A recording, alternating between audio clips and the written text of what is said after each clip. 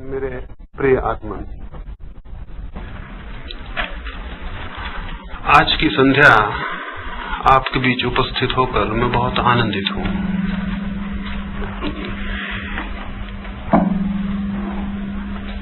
एक छोटी सी कहानी से आज की चर्चा को मैं प्रारंभ करूंगा। बहुत वर्ष हुए एक साधु मरण शैया पर था। उसकी मृत्यु निकट थी और उसके प्रेम करने वाले लोग उसके पास इकट्ठे हो गए थे। उस साधु की उम्र 100 वर्ष थी और पिछले 50 वर्षों से सैकड़ों लोगों ने उससे प्रार्थना की थी कि उसे जो अनुभव हुए हों उन्हें वो एक शास्त्र में, एक किताब में लिखते हैं। हजारों लोगों ने उससे ये निवेदन किया था कि वो अपने आध्यात्मिक अनुभवों को, परमात्मा के संबंध में, सत्य के संबंध में उसे जो प्रतीतियां हुई हों उन्हें एक ग्रंथ में लिख दे। लेकिन वो हमेशा इनकार करता रहा था।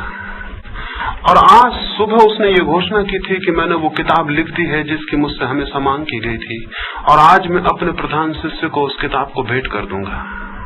हजारों लोग उत्सुक होकर बैठे थे कि वो किताब भेंट की जाएगी जो कि मनुष्य जाति के लिए हमेशा के लिए काम की होगी।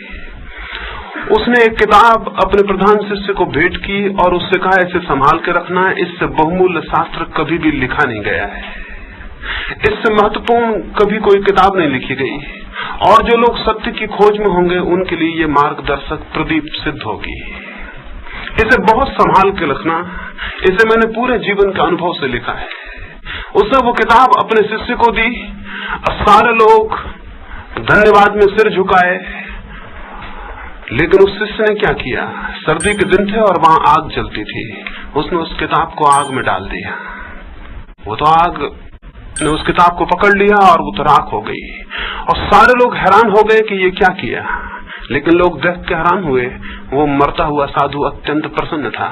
उसने उठकर उस शिष्य को गले लगा लिया और उससे कहा, अगर तुम किताब को बचा के रख लेते तो मैं बहुत दुखी मरता, क्योंकि मैं समझता कि एक भी व्यक्ति ऐसा नहीं है मेरे पास जो ये जानता हो कि सत्य शास्त्रों में उपलब्ध नहीं हो सकता है।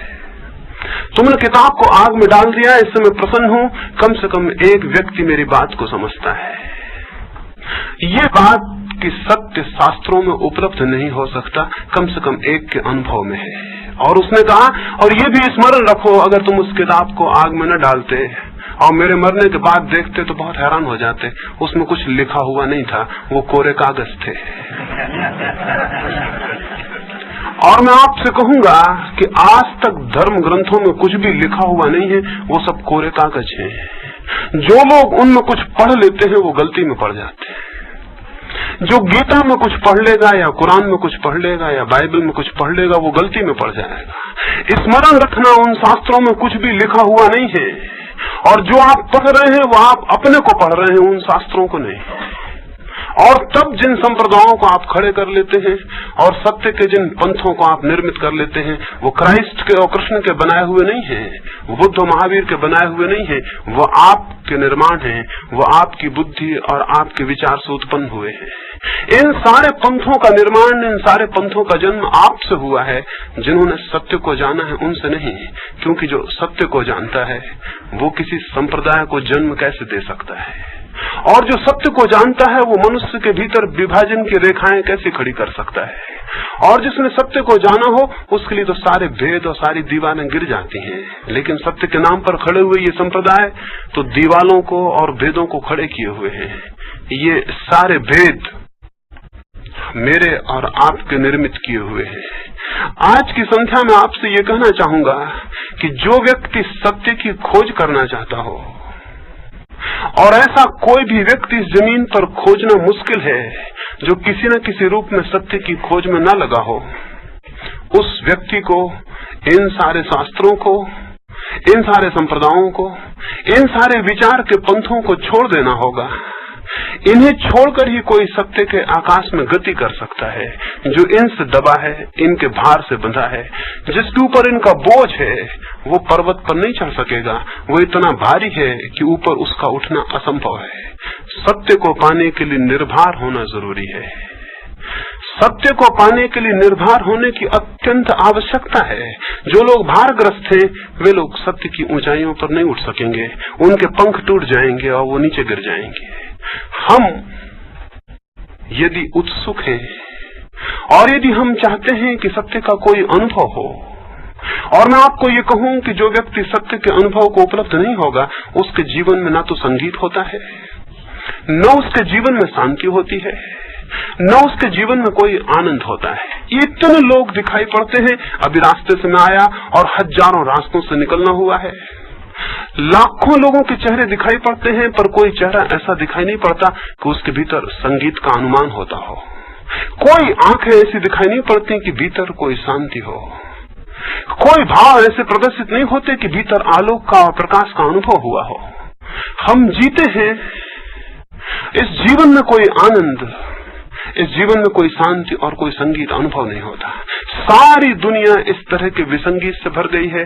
सारे दुनिया के लोग ऐसी पीड़ा और संताप से भर गए हैं कि उन्हें ऐसा प्रतीत होने लगा है, जो ज्यादा विचारशील है उन्हें दिखाई पड़ता है कि इस जीवन का तो कोई अर्थ नहीं है, इससे तो मर जाना बेहतर है। और बहुत से लोगों ने पिछले 50 वर्षों में, बहुत विचारशील लोगों ने आत्महत्याएं की हैं। वे लोग नासमझ नहीं थे जिन्होंने अपने को समाप्त किया है। जीवन की ये जो स्थिति है, आज जीवन की ये जो परिणति है, आज जीवन का ये जो दुख और पीड़ा है, इसे देख के कोई भी अपने को समाप्त कर लेना चाहेगा। ऐसी स्थिति में केवल नासमझ जी सकते हैं। ऐसे पीड़ा और तनाव को केवल अज्ञानी झेल सकते हैं। जिसे थोड़ा भी बोध होगा वो अपने को समाप्त कर लेना चाहेगा। इसका तो अर्थ ये हुआ कि जिनको बोध होगा वो आत्महत्या कर लेंगे। लेकिन महावीर ने, बुद्ध ने आत्महत्या नहीं की, क्राइस्ट ने आत्महत्या नहीं की, कन्फ्यूशियस ने, लाओत्से ने आत्महत्या नहीं की। दुनिया में ऐसे लोग हुए हैं जिन्होंने आत्महत्या के अतिरिक्त एक और मार्ग सोचा और जाना। मनुष्य के सामने दो ही विकल्प हैं, या तो आत्महत्या है या आत्म साधना है। जो व्यक्ति इन दो में से कोई विकल्प नहीं चुनता, उसे जानना चाहिए वो एक व्यर्थ के बोझ को ढो रहा है, वो जीवन को अनुभव नहीं कर पाएगा। वो करीब करीब मृत है, उसे जीवित भी नहीं कहा जा सकता। क्राइस्ट के जीवन में एक उल्लेख है, वो एक गांव से गुजरते थे और एक मछुए को उन्होंने मछलियां मारते देखा। वे उसके पीछे गए, उसके कंधे पर हाथ रखा और उन्होंने उस मछुए से कहा, तुम कब तक मछलियां मारने में ही जीवन गंवाते रहोगे? मछलियां मारने के अलावा भी कुछ और है। और क्राइस्ट हमारे कंधे पर भी हाथ रख के यही पूछ रहे हैं कि हम कब तक मछलियां मारते रहेंगे?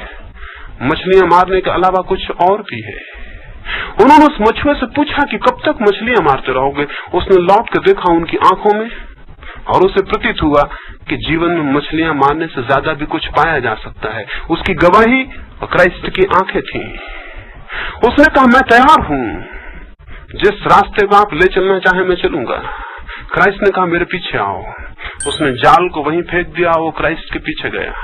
वो गांव के बाहर भी नहीं निकल पाया था कि किसी ने आके खबर दी कि तुम्हारा पिता जो बीमार था उसकी अभी अभी मृत्यु हो गई है, तुम घर लौट चलो, उसका अंतिम संस्कार करके फिर जहां भी जाना हो चले जाना। उस व्यक्ति ने, उस मछुए ने क्राइस्ट को कहा कि मैं जाऊं अपने पिता की अंत्येष्टि कराऊं, फिर मैं लौट आऊंगा। क्राइस्ट ने एक बड़ी अद्भुत बात कही। उन्होंने कहा, लेट द डेड बरी देयर डेड। उन्होंने कहा, मुर्दे को दफना लेने दो, तुम मेरे पीछे आओ। ये वचन बहुत अद्भुत है। उन्होंने ये कहा कि मुर्दे को दफना लेंगे, तुम मेरे पीछे आओ। हम सबकी गिनती उन्होंने मुर्दों में की और ये सारी जमीन पर बहुत कम लोग जीवित हैं, अधिक लोग मुर्दे हैं। 3 अरब लोग हैं अभी, इनमें अधिक लोग मुर्दे हैं। मुश्किल से कोई आदमी जीवित है। ये मैं क्यों कह रहा हूं आपसे कि हम मुर्दे हैं? हम तब तक मुर्दे ही हैं, तब तक हम मरे हुए लोग हैं जो किसी भांति जी रहे हैं और चल रहे हैं। हम लाशों की भांति हैं जो चल रही हैं। हम तब तक लाशों की भांति होंगे जब तक हमें वास्तविक जीवन का पता न चल जाए। वो व्यक्ति जीवित कैसे हो सकता है जिसे जीवन के मूल स्रोत का कोई पता न हो? वो व्यक्ति जीवित कैसे कहा जा सकता है जिसे अपने भीतर जो जीवन की धारा बह रही है उसमें जिसकी कोई प्रतिष्ठा न हो? वो व्यक्ति जीवित कैसे हो सकता है या कैसे जीवित कहा जा सकता है जिसे उस तत्व का पता ना हो जिसकी कोई मृत्यु नहीं होती है। मेरे भीतर, आपके भीतर, सबके भीतर वो तत्व भी मौजूद है जिसकी कोई मृत्यु नहीं होती। हमारे भीतर दोहरे तरह का व्यक्तित्व है, एक जो मर जाएगा और जो शेष रहेगा। जो व्यक्ति अपने को इतना ही मानते हो कि मरण पर उनकी समाप्ति हो जाती है, वे जीवित नहीं हो सकते, वे जीवित नहीं कहे जा सकते। अपने भीतर उस जीवन को अनुभव करने के बाद ही कोई व्यक्ति जीवित होता है जिसकी कोई मृत्यु नहीं होती। और ऐसे तत्व के अनुसंधान का नाम सत्य की खोज है। सत्य की खोज कोई बौद्धिक तार्किक खोज नहीं है कि हम कुछ विचार करें और गणित करें। सत्य की खोज किन्हीं शास्त्रों के अध्ययन, किन्हीं विद्याओं के सीख लेने की बात नहीं है। सत्य की खोज अपने भीतर अमृत की खोज है। जो व्यक्ति अपने भीतर अमृत को उपलब्ध होता है वही केवल सत्य को जानता है, और जो व्यक्ति अमृत को उपलब्ध नहीं होता उसके जीवन में सब असत्य है, सब झूठ है, उसके जीवन में कुछ भी सार्थक नहीं है। तो हमारी दिशा हमारे सोचने विचारने की, हमारी साधना की, हमारे जीवन की दिशा यदि अमृत की तलाश में संलग्न होती हो, अगर हम उस दिशा में थोड़े चलते हों, अगर हमारे कदम उस रास्ते पर थोड़े पड़ते हों और हमारे चरण उस मार्ग पर जाते हों, तो जानना चाहिए हम जीवन की तरफ विकसित हो रहे हैं। अन्यथा हमारी प्रति घड़ी हमारी मौत को करीब लाती है और हम मर रहे हैं। मैं जिस दिन पैदा हुआ उसी दिन से मरना शुरू हो गया हूं। मैं रोज मरता जा रहा हूं, और अगर मैं कुछ जीवन के ऐसे सत्य को अनुभव न कर लूं जो इस मरने की क्रिया के बीच भी स्थिर हो, जो इस मरने की क्रिया के बीच भी मर ना रहा हो, तो मेरे जीवन का क्या मूल्य हो सकता है, या मेरे जीवन में कौन सा अर्थ और कौन सा आनंद उपलब्ध हो सकता है। जो लोग मृत्यु पर केंद्रित हैं, या जो लोग अपने भीतर केवल उसे जानते हैं जो मरण धर्मा है, वे आनंद को अनुभव नहीं कर सकेंगे। आनंद की अनुभूति अमृत की अनुभूति की उत्पत्ति है। अमृत को जानकर ही कोई केवल आनंद को जानता है। इसलिए हमने अपने देश में, या जिन लोगों ने कहीं भी जमीन पर कभी जाना है, उन्होंने परमात्मा को आनंद का स्वरूप माना है। परमात्मा कोई व्यक्ति नहीं है जिसको आप खोज लेंगे। परमात्मा एक आनंद की चरम अनुभूति है। उस अनुभूति में आप कृतार्थ हो जाते हैं और सारे जगत के प्रति आपके मन में एक धन्यता का बोध पैदा हो जाता है। आप में कृतज्ञता पैदा होती है। उस कृतज्ञता को ही मैं आस्तिकता कहता हूँ, ईश्वर को मानने को नहीं, वरन अपने भीतर एक ऐसे आनंद को अनुभव करने को कि उस आनंद के कारण आप सारे जगत के प्रति कृतज्ञ हो जाएं। वो जो कृतज्ञता, वो जो ग्रेटिट्यूड का अनुभव है, वही परम आस्तिकता है। और ऐसी आस्तिकता की खोज, ऐसी कृतज्ञता की खोज जो मनुष्य नहीं कर रहा है, वो अपने जीवन के अवसर को व्यर्थ खो रहा है। ये चिंतनीय और विचारणीय है, और ये हर मनुष्य के सामने एक प्रश्न की तरह खड़ा हो जाना चाहिए। ये असंतोष हर मनुष्य के भीतर पैदा हो जाना चाहिए कि वो खोजे और जीवन को गंवा ना दे। वो खोजे, लेकिन हम दो तरह के लोगों में सारी दुनिया में लोग बट गए हैं। एक तो वे लोग हैं जो मानते ही नहीं कि कोई आत्मा है, कोई परमात्मा है। एक वे लोग हैं जो मानते हैं कि परमात्मा है और आत्मा है। ये दोनों ही लोगों ने खोजें बंद कर दी हैं। एक ने स्वीकार कर लिया है कि परमात्मा नहीं है, आत्मा नहीं है, इसलिए खोज का कोई प्रश्न नहीं है। दूसरे वर्ग ने स्वीकार कर लिया है कि आत्मा है, परमात्मा है, इसलिए उन्हें भी खोज का कोई कारण नहीं रह गया। आस्तिक और नास्तिक दोनों ने खोज बंद कर दी है। विश्वासी भी खोज बंद कर देता है, अविश्वासी भी खोज बंद कर देता है। खोज तो केवल वे लोग करते हैं जिनकी जिज्ञासा मुक्त होती है और जो किसी विश्वास से, किसी पंथ से, किसी विचार की पद्धति से, किसी आस्तिकता से, किसी नास्तिकता से अपने को बांध नहीं लेते। वे लोग धन्य हैं जिनकी जिज्ञासा मुक्त हो, जिनका संदेह मुक्त हो, जो सोच रहे हों और जिन्होंने दूसरों के सोच विचार को स्वीकार न कर लिया हो। मैं भी एक गांव में था और अपने एक मित्र के साथ वहां गया। बहुत धूप थी और रास्ते बहुत गर्म थे। वे अपने जूते को कहीं खो गए, कोई चुरा ले गया। तो मैंने उनसे कहा कि दूसरी चप्पल पहन लें। वे बोले दूसरे की पहनी हुई चप्पलें मैं कैसे पहनूं? मैंने उनसे कहा कि दूसरे के पहने हुए जूते कोई पहनना पसंद नहीं करता, दूसरे के पहने हुए कपड़े कोई पहनना पसंद नहीं करता, लेकिन दूसरों के अनुभव किए हुए विचार सारे लोग स्वीकार कर लेते हैं। दूसरे के बासे कपड़े और दूसरे का बासा भोजन कोई स्वीकार नहीं करेगा, लेकिन हम सारे लोगों ने दूसरों के बासे विचार स्वीकार कर लिए। फिर चाहे वे विचार बुद्ध के हों, चाहे महावीर के हों, चाहे किसी के हों, कितने ही पवित्र पुरुष के वे विचार क्यों न हो, अगर वे दूसरे के अनुभव हैं और उनको हमने स्वीकार कर लिया है तो हम स्वयं सत्य को जानने से वंचित हो जाएंगे। इस जगत में केवल वे ही लोग, केवल वे ही थोड़े से लोग सत्य को अनुभव कर पाते हैं जो किसी के विचार को स्वीकार नहीं करते, जो किसी की उदार चिंतनाओं को अंगीकार नहीं करते, और जो अपने मन के आकाश को, जो अपनी मन की चिंतना को मुक्त रख पाते हैं। बहुत कठिन है अपनी चिंतना को मुक्त रख पाना। अगर अपने भीतर आप देखेंगे तो शायद ही एक आध विचार मालूम होगा जो आपका अपना है। वे सब संग्रहित मालूम होंगे, वे सब दूसरों से लिए हुए मालूम होंगे, और ऐसी विचार शक्ति जो दूसरों के लिए हुए विचारों से दब जाती है, सत्य के अनुसंधान में असमर्थ हो जाती है। जितने ज्यादा कोई व्यक्ति दूसरों के विचार स्वीकार कर लेता है, उतनी उसकी विचार शक्ति नीचे दब जाती है। जो व्यक्ति जितना दूसरों के विचार अस्वीकार कर देता है, उतनी उसके भीतर की विचार शक्ति जागृत होती है और प्रबुद्ध होती है। सत्य के पाने के लिए स्मरणीय है कि किसी का विचार कितना ही सत्य क्यों न प्रतीत हो, अंगीकार के योग्य नहीं है। किसी का भी विचार अंगीकार के योग्य नहीं है। और जो व्यक्ति इतना साहस करता है कि सारे विचारों को दूर हटा देता है, उसके भीतर जैसे कोई कुआं खोदे और सारी मिट्टी और पत्थरों को अलग कर दे तो नीचे से जल के स्रोत उत्पन्न हो जाते हैं, वैसे ही कोई व्यक्ति अगर अपने भीतर से सारे पराये विचारों को अलग कर दे, दूर हटा दे, तो उसके भीतर विचार शक्ति का, विवेक का, प्रज्ञा का जन्म होता है।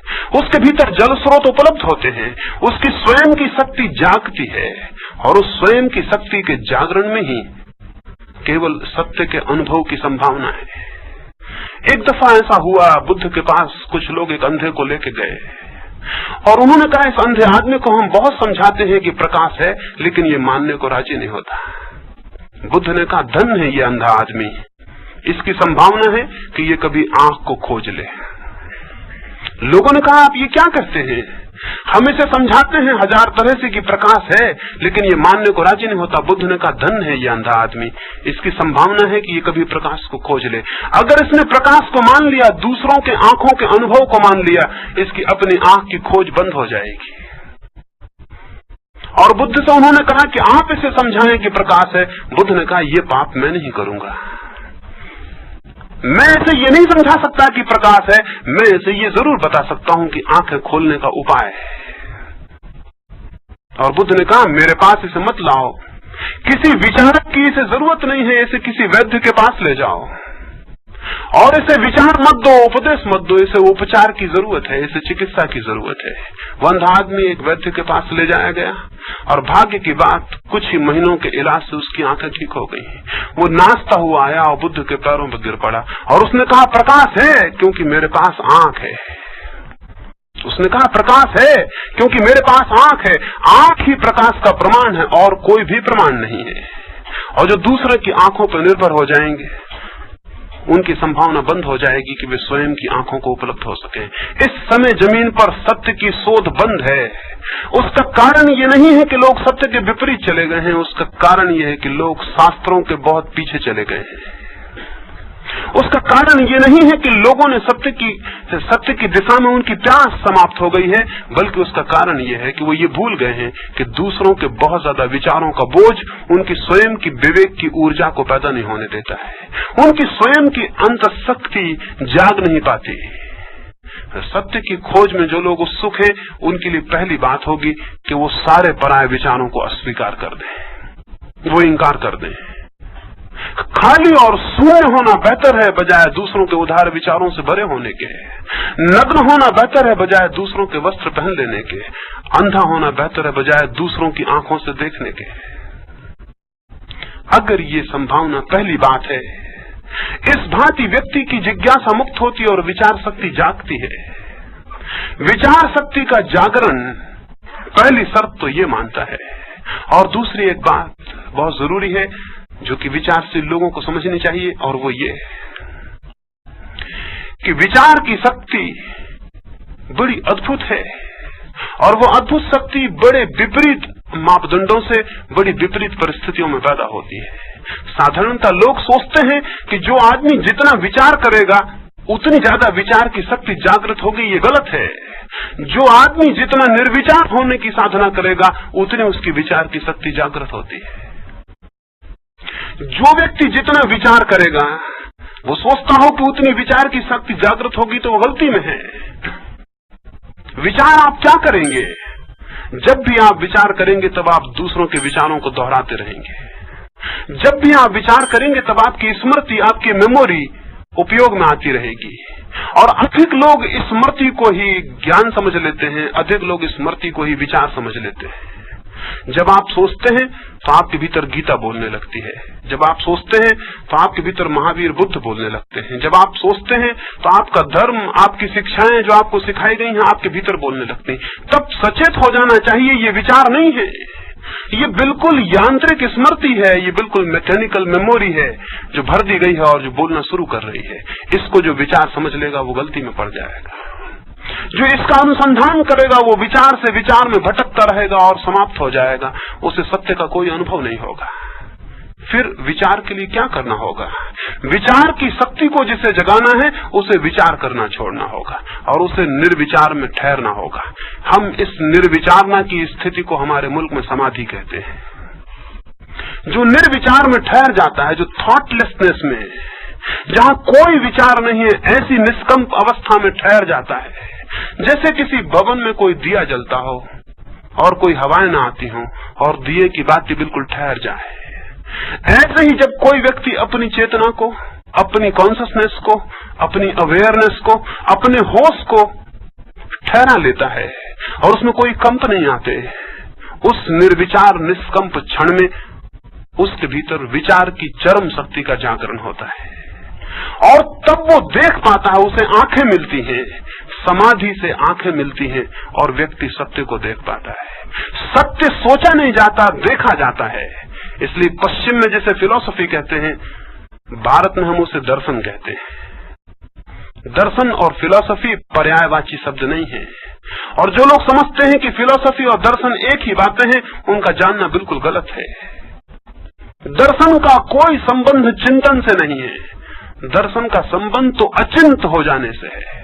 दर्शन का संबंध तो समाधि से है, तर्क से नहीं है, विचार से नहीं है, निर्विचार हो जाने से है।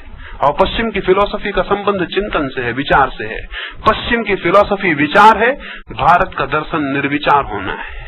हमने अपने मुल्क में एक अद्भुत बात साधी थी और हमने एक बहुत अद्भुत प्रयोग किया। हमने ये प्रयोग किया कि अगर मनुष्य की सारी चिंतना बंद हो जाए तो क्या होगा? जब मनुष्य के सारे विचार बंद हो जाएंगे तो क्या होगा? जब मनुष्य कुछ भी नहीं सोच रहा होगा तब क्या होगा? ये बड़ी अद्भुत बात है।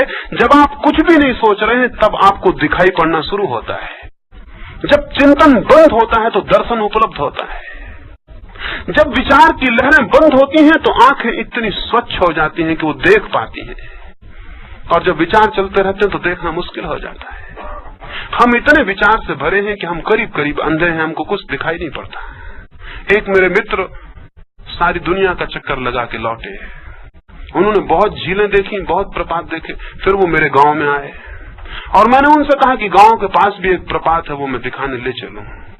वे बोले मैंने बहुत बड़े बड़े प्रपात देखे हैं और अब इसको देखने से क्या होगा। मैंने कहा कि अगर उन प्रपातों का विचार आप छोड़ दें तो ये प्रपात भी देखने में अद्भुत है।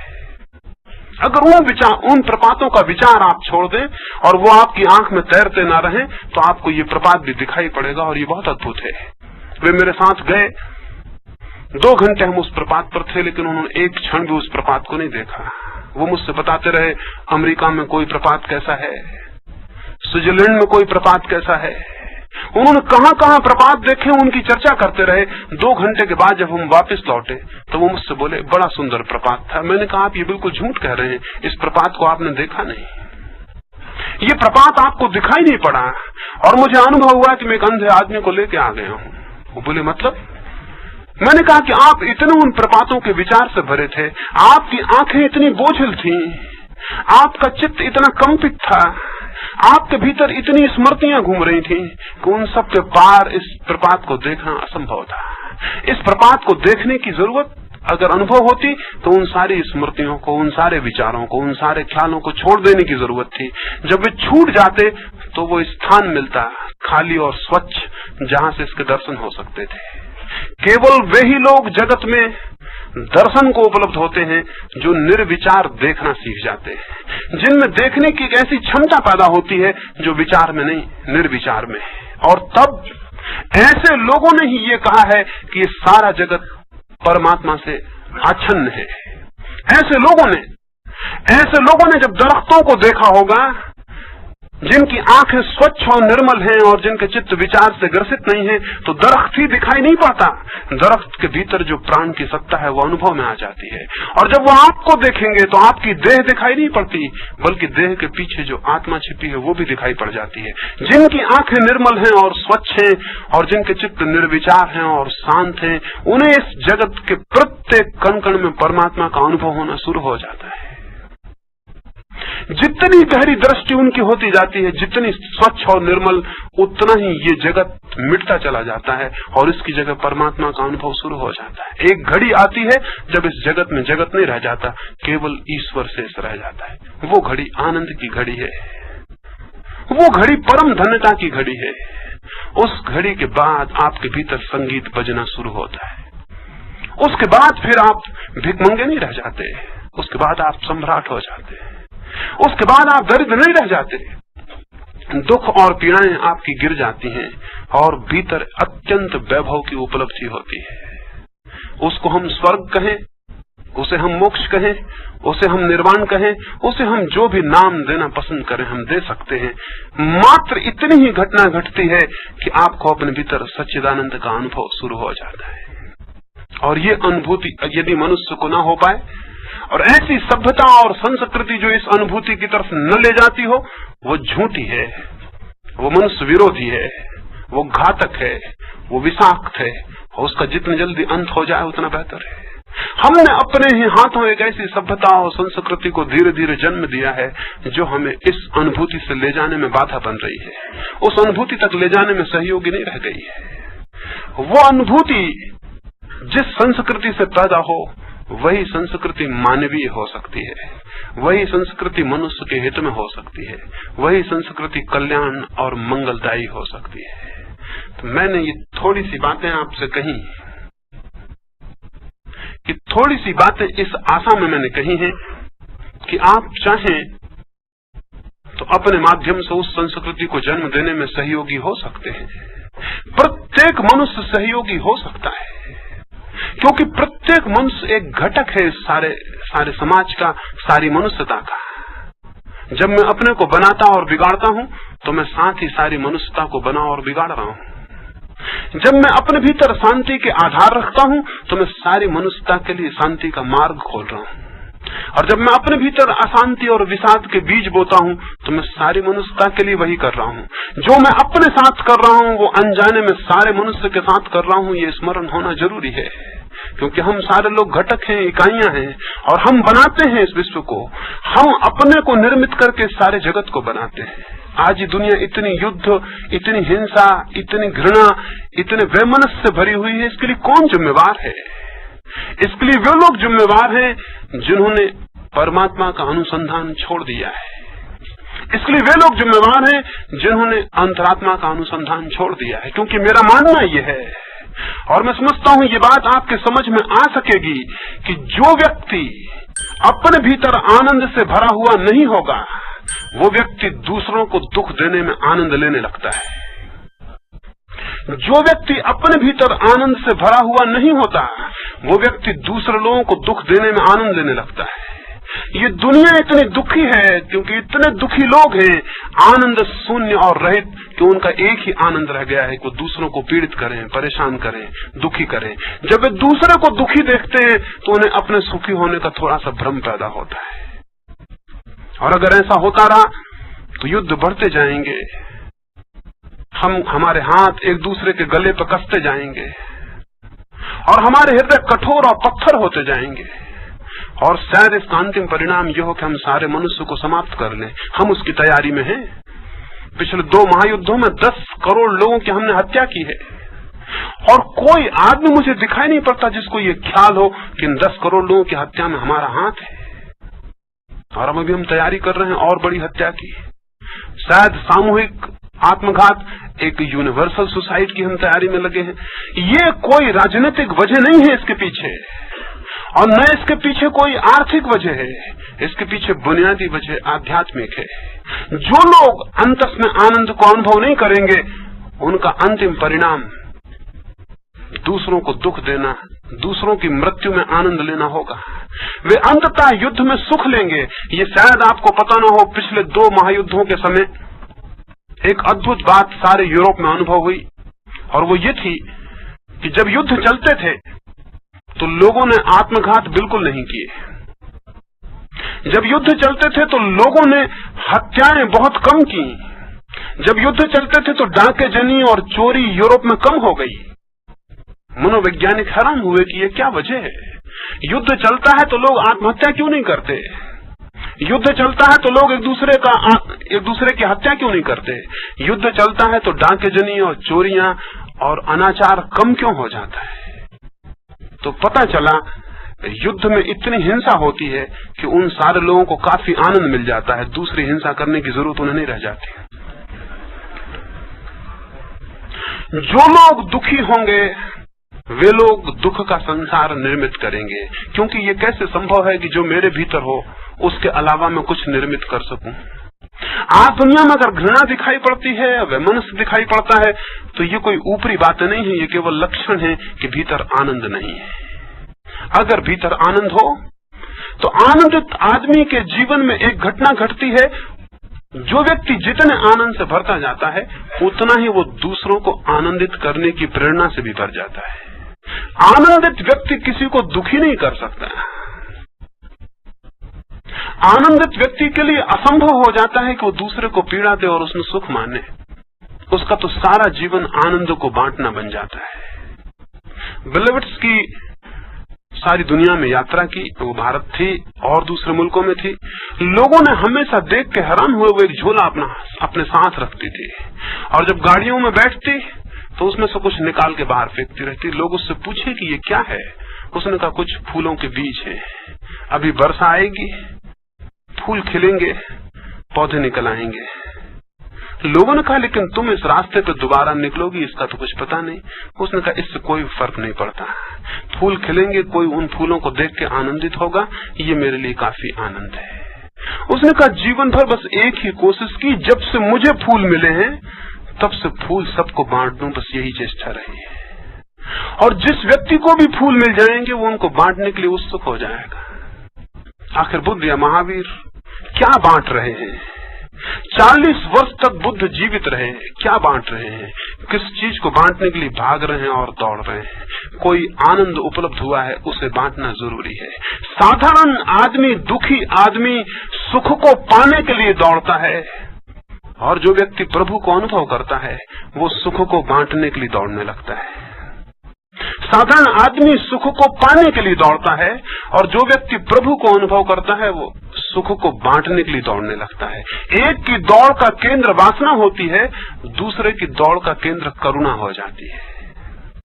आनंद करुणा को उत्पन्न करता है, और जितना आनंद भीतर फलित होता है उतनी आनंद की सुगंध चारों तरफ फैलने लगती है। आनंद की सुगंध का नाम प्रेम है। आनंद की सुगंध का नाम प्रेम है। जो व्यक्ति भीतर आनंदित होता है उसका सारा आचरण प्रेम से भर जाता है। व्यक्ति अंतस में आनंद को उपलब्ध हो तो आचरण में प्रेम प्रकट होने लगता है।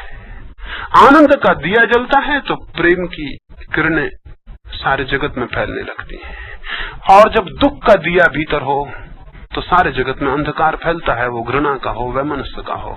ये संस्कृति, ये सभ्यता जिसमें हम जी रहे हैं अत्यंत जराजीर्ण है और अत्यंत मृत्यु के कगार पर खड़ी है। जिनको थोड़ा भी होश है वो इस पे विचार करेंगे, और अगर वो विचार करेंगे तो मेरी बातों में उन्हें कोई सार्थकता दिखाई पड़ सकती है। और तब उनके सामने एक ही कर्तव्य होगा, एक ही कर्तव्य, वो मनुष्य जाति के बदलने का नहीं। उनके सामने एक ही कर्तव्य होगा, स्वयं को बदलने और परिवर्तित करने का। उनके सामने एक ही कर्तव्य होगा कि वो अपने भीतर दुख को विलीन कर दें, विसर्जित कर दें और आनंद को उपलब्ध हो जाए। मैंने बताया कैसे वो आनंद को उपलब्ध हो सकेंगे। यदि वे निर्विचारना को साधते हैं तो उन्हें दर्शन उपलब्ध होगा, और यदि उन्हें दर्शन उपलब्ध होगा तो ये जगत उन्हें पदार्थ दिखाई नहीं पड़ेगा, प्रभु दिखाई पड़ने लगेगा। और अगर ये जगत सारा प्रभु से आंदोलित दिखाई पड़ने लगे, अगर यहाँ मुझे सारे लोगों के भीतर परमात्मा का अनुभव होने लगे, तो मेरे जीवन का आनंद, उसकी क्या सीमा रह जाएगी। क्योंकि जब किसी व्यक्ति को किसी दूसरे व्यक्ति में परमात्मा का अनुभव होता है, और जब किसी व्यक्ति को स्वयं में परमात्मा का अनुभव होता है, तो सारी जगत सत्ता से एक हो जाता है। उसके प्राण सारी जगत सत्ता से मिल जाते हैं। वो सारी जगत सत्ता के संगीत का एक स्वर हो जाता है, और तब उसका जीवन, तब उसकी चर्या, तब उसका उठना और बैठना, तब उसका सोचना और विचारना, तब उसके समस्त जीवन उपक्रम आनंद को बांटने लगते हैं, विस्तीर्ण करने लगते हैं। सत्य की खोज, इसलिए मैंने कही, कोई बौद्धिक जिज्ञासा मात्र नहीं है, बल्कि प्रत्येक मनुष्य के प्राणों की प्यास है। और जो व्यक्ति इस प्यास को अनुभव नहीं कर रहा है या इस प्यास की उपेक्षा कर रहा है, वो अपनी मनुष्यता का अपमान कर रहा है। वो अपनी सबसे गहरी प्यास को, अपनी सबसे गहरी भूख को अधूरा छोड़ रहा है, और इसके दुष्परिणाम उसे भोगने पड़ेंगे। हम सारे लोग अंतरात्मा की जो प्यास है उसकी उपेक्षा करने का दुष्परिणाम भोग रहे हैं, और ये दुष्परिणाम मिट सकता है थोड़े विवेक के जागरण से, थोड़े विवेक के अनुकूल जीवन की साधना को उपलब्ध होने से, थोड़ा विवेक के अनुकूल और प्रकाश के अनुकूल अपने को व्यवस्थित करने से ये दुर्भाग्य विलीन हो सकता है। ये थोड़ी सी बातें मैंने कही हैं, इस आशा में नहीं कि मैं जो कहूं वो आप मान लें, क्योंकि मैं आपका कोई शत्रु नहीं हूं कि कुछ विचार आपके मस्तिष्क में डाल दूं। इस आशा में मैंने ये बातें कही हैं कि इन बातों को आप देखेंगे, मान नहीं लेंगे, इन बातों के प्रति जागृत होंगे, इन्हें स्वीकार नहीं कर लेंगे। इन बातों की सच्चाई अगर आपको अनुभव हो तो उसे अनुभव करेंगे, लेकिन इन विचारों को अपने भीतर नहीं रख लेंगे। कोई विचार कितना ही मूल्यवान हो, फेंक देने जैसा है। हाँ, उसमें जो अंतर्दृष्टि है, अगर वो आपके भीतर जग जाए तो काम हो गया। तो मैं ये जो थोड़ी सी बातें कहा हूं, आपकी इनकी सच्चाई अगर अनुभव हो तो ये आपके काम की हो जाएंगी, और अगर ये विचार आपके भीतर बैठ गए तो मैं और आपका बोझ बढ़ाने में सही हो गया। वो बोझ वैसे ही बहुत काफी है, वो बोझ बहुत ज्यादा है, और उस बोझ से आप इतने दबे हैं कि अब उस बोझ को बढ़ाने की और कोई जरूरत नहीं। दुनिया को अब किसी पैगंबर की, किसी तीर्थंकर की, किसी अवतार की कोई जरूरत नहीं, वो काफी है। दुनिया को किसी नए शास्त्र की, नए संप्रदाय की, नए धर्म की कोई जरूरत नहीं है, वो जरूरत से ज्यादा है। उनका बोझ बहुत है। अब दुनिया को जरूरत है कि आपके बोझ को उतारने का कोई विचार हो सके, आपको निर्मुक्त और निर्बंध करने का कोई विचार हो सके, आपकी यात्रा चित्त की सरल और सहज बनाने का कोई उपाय हो सके। उस संबंध में ये थोड़ी सी बातें मैंने कही। हो सकता है कोई बात आपके भीतर अंतर्दृष्टि बन जाए, और अंतर्दृष्टि बन जाए तो फिर आपकी हो जाती है, फिर वो मेरी नहीं रह जाती है। अंतर्दृष्टि बन जाए तो वो फिर आपकी हो जाती है, फिर वो किसी और की नहीं रह जाती। ऐसी अंतर्दृष्टि की कामना करता हूं, ऐसे विचार की, ऐसी साधना की, और मनुष्य के इस दुर्भाग्य को दूर करने की आप में धारणा पैदा हो, आप में ख्याल आए कि मनुष्य का ये दुर्भाग्य दूर हो सके। और ये सामूहिक आत्मघात की जो तैयारी चलती है, हिंसा और घृणा का ये जो विकास चलता है, ये प्रेम से परिवर्तित हो सके। लेकिन वो प्रेम कोई जबरदस्ती आरोपित नहीं हो सकता कि आप सोचें कि हम प्रेम करें, या किसी से हम कहें कि तुम प्रेम करो तो उसका क्या मतलब होगा। और इस भांति जो कोई प्रेम भी करेगा वो प्रेम तो झूठा होगा, उसमें कोई सच्चाई नहीं हो सकती। प्रेम किया नहीं जा सकता और जबरदस्ती उसे रोका नहीं जा सकता। प्रेम तो तब उत्पन्न होगा जब आप आनंद को उपलब्ध होंगे, जब आपके भीतर आनंद होगा, आपके बाहर प्रेम होगा। आनंद के फूल लगेंगे तो प्रेम की सुगंध आपसे फैलनी शुरू हो जाएगी। वही सुगंध धार्मिक आदमी का लक्षण है। भीतर आनंद हो, बाहर जीवन में सुगंध हो, प्रेम की सुगंध हो। ईश्वर करे आपको भीतर आनंद उपलब्ध हो और बाहर प्रेम उपलब्ध हो जाए। उससे हम जगत को और स्वयं को बदलने में और एक नई मनुष्यता को जन्म देने में समर्थ और सफल हो सकते हैं। मेरी इन बातों को प्रेम से सुना है, उसके लिए बहुत बहुत अनुग्रहित हूँ। अपने भीतर बैठे हुए परमात्मा के लिए अंत में मेरे प्रणाम स्वीकार करें।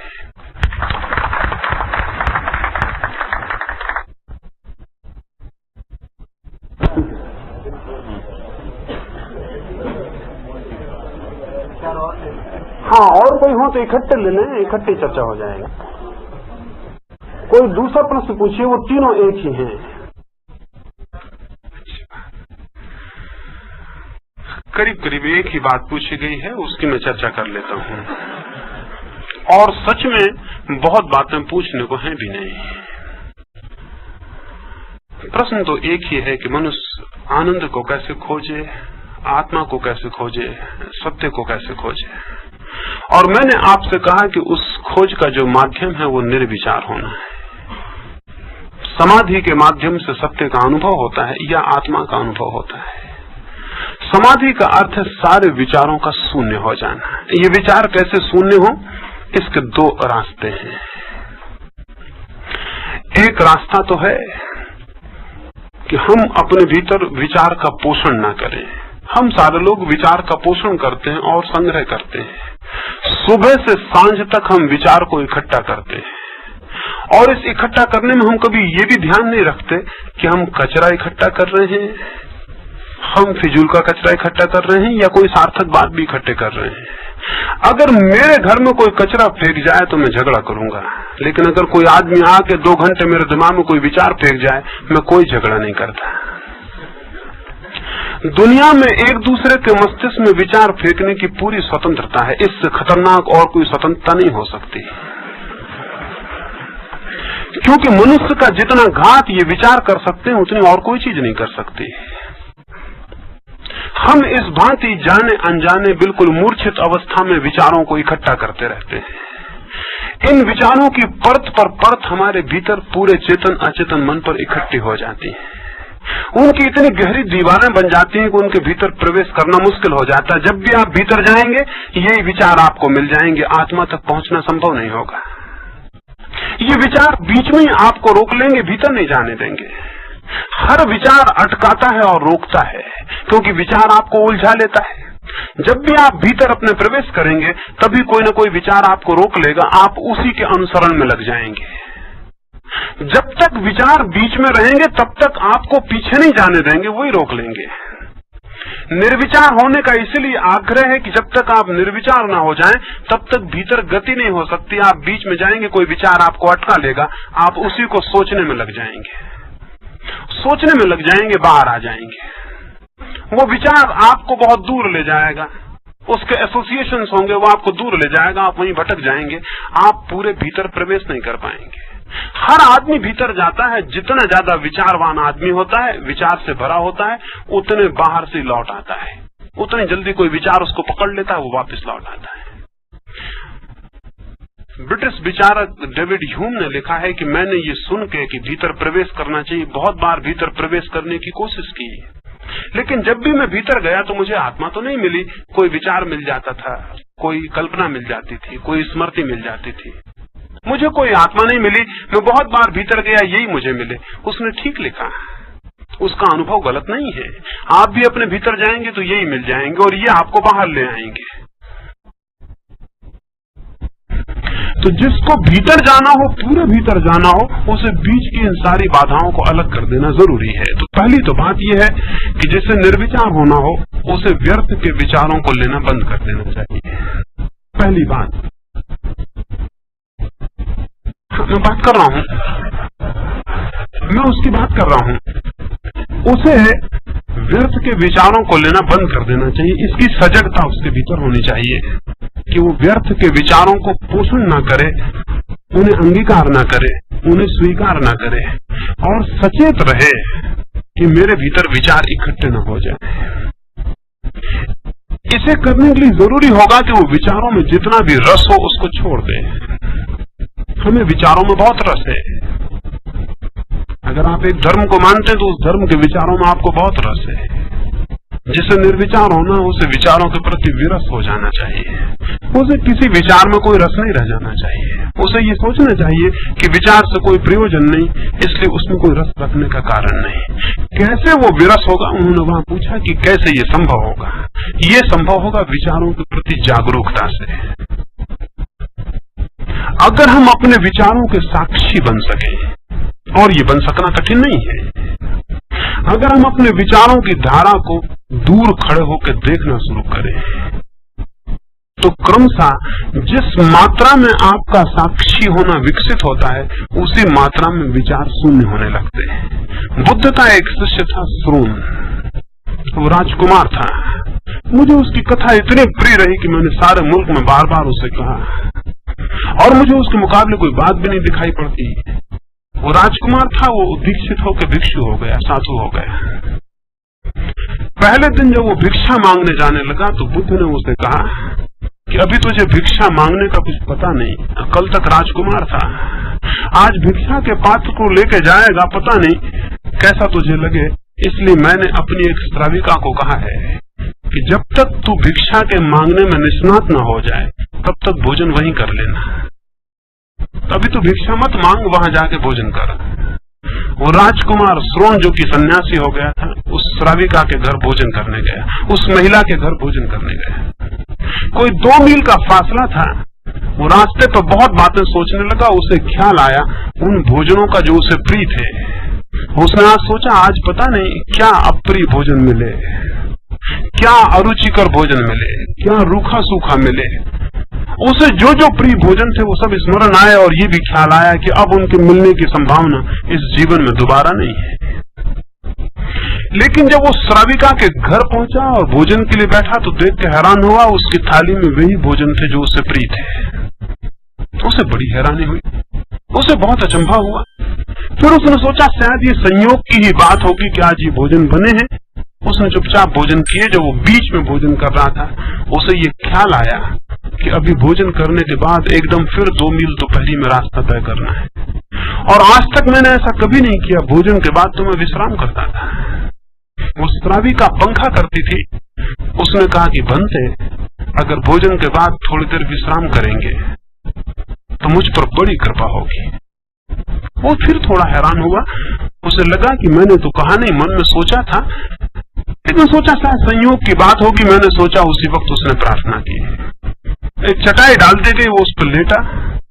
वो लेटते ही उसे ख्याल आया, आज अपना न तो कोई साया है न कोई सैया है, आज अपने पास कुछ भी नहीं। वो श्राविका पीछे थी। उसने कहा, बनते, सैया न तो आपकी है न मेरी है, न साया आपका है न मेरा है, किसी का भी कुछ नहीं है। अब संयोग को मान लेना कठिन था। वो घबरा के बैठ गया। उसने कहा, बात क्या है? क्या मेरे विचार पढ़ लिए जाते हैं?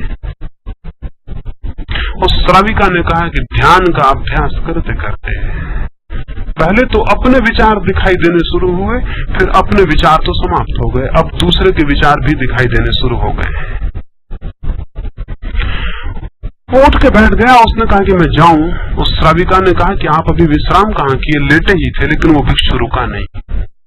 उसने जाके बुद्ध को कहा कि मैं कल से उस श्राविका के यहाँ भोजन करने नहीं जा सकूंगा। बुद्ध ने कहा, क्या बात है? वो युवक कहने लगा कि बात, मेरा कोई अपमान नहीं हुआ, बहुत स्वागत हुआ, बहुत सम्मान हुआ, लेकिन मैं नहीं जाऊंगा। आप छोड़ दें उस बात को। उस श्राविका के यहाँ मैं नहीं जाऊंगा। बुद्ध ने कहा, बिना जाने मैं कैसे छोड़ सकता हूँ? वो युवक बोला, जानने की बात यह है कि मैं उसके घर गया, वो विचार पढ़ने में समर्थ है, और मुझे तो उस सुंदरी युवती को देख के विकार और वासना भी मन में उठी थी, वो भी पढ़ ली गई होगी। अब मैं कल उसके द्वार पर कैसे जा सकता हूँ और किस मुंह को लेके जाऊंगा? बुद्ध ने कहा, मैंने जान के तुम्हें वहां भेजा है, ये तुम्हारी साधना का हिस्सा है। कल भी तुम्हें वहीं जाना होगा, और परसों भी तुम्हें वहीं जाना होगा, और उसके बाद के दिनों में भी तुम्हें वहीं जाना होगा, उस दिन तक जिस दिन तक उस द्वार से तुम निर्विचार होकर न लौटाओ। उस मजबूरी थी, उस भिक्षु को वहां जाना पड़ा। बुद्ध ने कहा कि एक स्मरण रखना, किसी विचार से लड़ना मत। किसी विचार से संघर्ष मत करना, किसी विचार के विरोध में खड़े मत होना। एक ही काम करना कि जब तुम रास्ते से जाओ तो अपने भीतर सजगता को रखना और जो भी विचार उठते हो उनको देखते हुए जाना, सिर्फ मात्र देखते हुए जाना और कुछ भी मत करना। तुम्हारा निरीक्षण, तुम्हारा ऑब्जर्वेशन बना रहे, तुम देखते रहो, अनदेखा कोई विचार ना उठे, बेहोशी में कोई विचार ना उठे, तुम्हारी आंख भीतर गड़ी रहे और तुम देखते रहो कि कौन विचार उठ रहे हैं। सिर्फ निरीक्षण करना, लड़ना मत। वो युवक गया, जैसे जैसे उस महिला का द्वार करीब आने लगा, मकान करीब आने लगा, उसकी घबराहट और बेचैनी बढ़ने लगी, उसको परेशानी बढ़ने लगी। जैसे जैसे बेचैनी बढ़ने लगी वैसे वैसे वो सजग होने लगा। जैसे जैसे भय का बिंदु करीब आने लगा, जैसे जैसे लगने लगा वो महिला करीब ही होगी जो पढ़ सकती है, वैसा वैसा वो अपनी आंख को भीतर खोलने लगा। जब वो सीढ़ियां चाहता था, उसने पहली सीढ़ी पे पैर रखा, उसने अपने भीतर देखा, वो हैरान हो गया, भीतर कोई विचार ही नहीं है। उसने दूसरी सीढ़ी पे पैर रखा, भीतर बिल्कुल सन्नाटा मालूम हुआ। उसने तीसरी सीढ़ी पे पैर रखा, उसे वो दिखाई पड़ा, अपने आर पार देख रहा, वहां एकदम खालीपन है, वहां कोई विचार नहीं। वो बहुत घबराया, ऐसा उसने कभी अनुभव नहीं किया था कि बिल्कुल विचार ही ना हो। और जब विचार बिल्कुल नहीं थे तो उसे ऐसा लगा कि जैसे बिल्कुल हवा हो गया, हल्का हो गया। वो गया, उसने भोजन किया, वो नाचता हुआ वापस लौटा। उसने बुद्ध के पैर पकड़ लिए और उसने कहा कि अद्भुत अनुभव हुआ है। जब मैं उसकी सीढ़ियों पर पहुंचकर भीतर बिल्कुल सजग हो गया था, सचेत हो गया था, होश से भर गया था, तो मैं हैरान हो गया, एक भी विचार नहीं था, सब विचार शून्य हो गए थे। बुद्ध ने कहा विचार को शून्य करने का उपाय है विचार के प्रति पूर्ण सजग हो जाना। जो व्यक्ति जितना सजग हो जाएगा विचारों के प्रति, उतने ही विचार उसी भांति उसके मन में नहीं आते। जैसा घर में दिया जलता हो तो चोर ना आए, और घर में अंधकार हो तो चोर झांके और अंदर आना चाहे। भीतर जो होश को जगा लेता है उतना ही विचार क्षीण होने लगते हैं। जितनी मूर्छा होती है भीतर, जितना सोयापन होता है भीतर, उतने ज्यादा विचारों का आगमन होता है। जितना जागरण होता है उतने ही विचार क्षीण होने लगते हैं। निर्विचार होने का उपाय है विचारों के प्रति साक्षी भाव को साधना। कोई एक क्षण में सध जाएगा ये नहीं कहता, कोई एक दिन में सध जाएगा ये भी नहीं कह रहा हूं, लेकिन अगर निरंतर प्रयास हो तो थोड़े ही दिनों में आपको पता चलेगा कि जैसे जैसे आप विचारों को देखने लगेंगे, कभी घंटे भर को किसी एकांत कोने में बैठ जाएं और कुछ भी ना करें, सिर्फ विचारों को देखते रहें, कुछ भी ना करें, उनके साथ कोई छेड़छाड़ ना करें, सिर्फ उन्हें देखते रहें, और देखते देखते ही धीरे धीरे आपको पता चलेगा वो कम होने लगे। देखना जैसे जैसे गहरा होगा वैसे वैसे वो विलीन होने लगेंगे। जिस दिन देखना पूरा हो जाएगा, जिस दिन आप अपने भीतर आर पार देख सकेंगे, जिस दिन आपकी आंख बंद होगी और आपकी दृष्टि भीतर पूरी की पूरी देख रही होगी, उस दिन आप पाएंगे कोई विचार का कोलाहल नहीं, वे गए। और जब वे चले गए होंगे, उसी शांत क्षण में आपको अद्भुत दृष्टि, अद्भुत दर्शन, अद्भुत आलोक का अनुभव होगा। वो अनुभव ही सत्य का दर्शन है, और वही अनुभव स्वयं का दर्शन है। स्वयं के माध्यम से ही सत्य जाना जाता है, और कोई द्वार नहीं है। स्वयं के द्वार से ही सत्य को जाना जाता है, और सत्य को जान लेना आनंद में प्रतिष्ठित हो जाना है। असत्य में होना दुख में होना है, अज्ञान में होना दुख में होना है। सत्य की उस ज्ञान दशा में आनंद उपलब्ध होता है। आनंद और आत्मा अलग ना समझे, आनंद और सत्य अलग ना समझे, स्वयं और सत्य अलग ना समझे। ऐसी जो प्रक्रिया का उपयोग क्रमशः अपने जीवन में करेगा, वो कभी निर्विचार को अनुभव कर लेता है। निर्विचार को जो अनुभव कर लेता है, उसकी पूरी विचार की शक्ति जागृत हो जाती, उसे चक्षु मिल जाते हैं। जैसे किसी ने अंधेरे में प्रकाश कर दिया हो, या जैसे किसी ने अंधे को आंख दे दी हो, ऐसा उसे अनुभव होता है। ये अगर क्रमिक साधना इसकी हो तो निश्चित ही उपलब्ध हो सकता है। प्रत्येक व्यक्ति अधिकारी है और हकदार है। जो अपने अधिकार को मांगेगा उसे मिल जाता है, जो उसे छोड़े रखता है वो खो देता है। बिल्कुल ही ठीक कह रहे हैं कि अगर हमें इंजीनियरिंग सीखनी हो, टेक्नोलॉजी सीखनी हो, तो हमें दूसरों का विचार स्वीकार करना होगा। लेकिन अगर हमें प्रेम सीखना हो,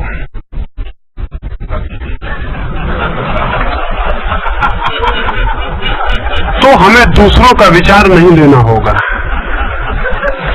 टेक्नोलॉजी में और धर्म में यही अंतर है। जो चीज सीखी जा सकती है वो पदार्थ से संबंधित होती है, और जो चीज नहीं सीखी जा सकती वो परमात्मा से संबंधित होती है। परमात्मा को सीखा नहीं जा सकता, नहीं तो फिर स्कूल कॉलेज खोल लेंगे और सब मामला आसान हो जाएगा। इस बात को स्मरण रखिए, साइंस सीखी जा सकती है। साइंस दूसरों के अनुभव का निचोड़ है, धर्म नहीं। धर्म अपना अनुभव है, और यही धर्म और साइंस बड़ी विभिन्न दिशाएं हैं। साइंस हमेशा परंपरा है, धर्म परंपरा नहीं है। साइंस पर एक वैज्ञानिक दूसरे वैज्ञानिक के कंधे पर खड़ा होता है, धर्म पर अपने ही पैरों पर खड़ा होना होता है। किसी का कंधा सहारा नहीं बन सकता। न्यूटन को हटा दे तो आइंस्टीन के खड़े होने की जगह न रह जाएगी। महावीर बुद्ध को हटा दे फिर भी मैं खड़ा हो सकता हूं। समाज के नहीं है। धर्म निजी और वैयक्तिक अनुभव है, साइंस सामाजिक अनुभव है। इसलिए साइंस सीखी जाती है, उसके कॉलेज हो सकते, संस्थाएं हो सकती। सत्य नहीं सीखा जा सकता। सत्य को तो स्वयं साधा जा सकता है, सीखा नहीं जा सकता। वो हमेशा निजी है, और निजी है इसलिए अद्भुत है। निजी है इसलिए अद्भुत है। साइंस की दिशा अलग है और धर्म की दिशा अलग है। मैं समझता हूँ समय नहीं है, अन्यथा मैं उस पर और विस्तार से आपसे बात करता। फिर भी मैं सोचता हूँ शायद मेरी बात थोड़ी बहुत साफ हो सकी होगी।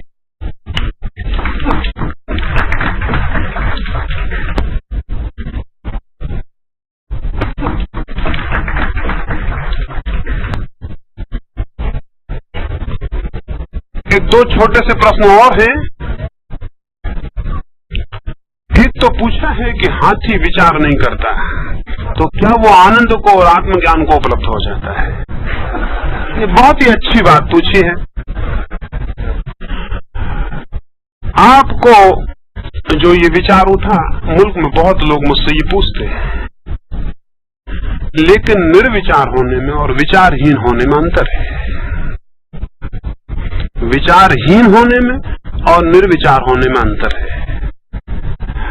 निर्विचार का अर्थ है जिसने विचारों का परित्याग किया हो।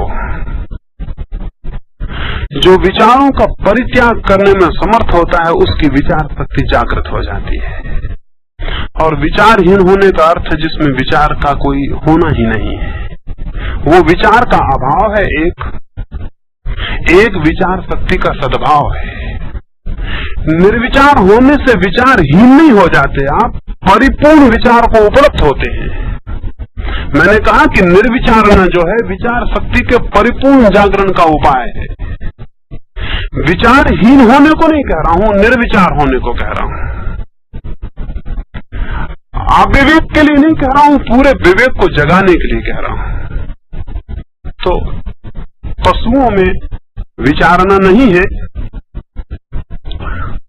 वो विचार से भी नीचे की दशा है। मनुष्यों में विचार है, वो विचारहीनता से ऊपर की दशा है। संतों में निर्विचार है, वो विचार से भी ऊपर की अवस्था है। अविचार, विचार और निर्विचार, ये तीन सीढ़ियां हैं। और अक्सर जो नीचे की सीढ़ी है वो ऊपर की सीढ़ी से मिलती जुलती होती है, वहां व्रत पूरा होता है। इसलिए एकदम अबोध व्यक्ति और परिपूर्ण साधु में कुछ समानताएं मालूम होंगी। एकदम अज्ञानी में और परम ज्ञानी में कुछ समानताएं मालूम होंगी। उनका व्यवहार कुछ एक सा लगेगा और अनेक दफा भूल हो जाएगी। उसका कारण है कि दो परिपूर्णताएं एक जगह जाके मिलती हैं, वो भी अबोध मालूम होगा। परम ज्ञानी जो है बिल्कुल अबोध मालूम होगा। अत्यंत बोध के कारण अबोध मालूम होगा। बहुत प्रकाश हो जाए तो आंख अंधी हो जाती है, तो इतना प्रकाश हो तो आंख बंद हो जाती है। बिल्कुल प्रकाश ना हो तो अंधकार हो जाता है, बहुत प्रकाश हो जाए तो भी अंधकार हो जाता है। लेकिन बहुत प्रकाश से जो पैदा हुआ अंधकार है उसकी गरिमा अलग है, और प्रकाश के न होने से जो अंधकार होता है उसका पतन अलग है।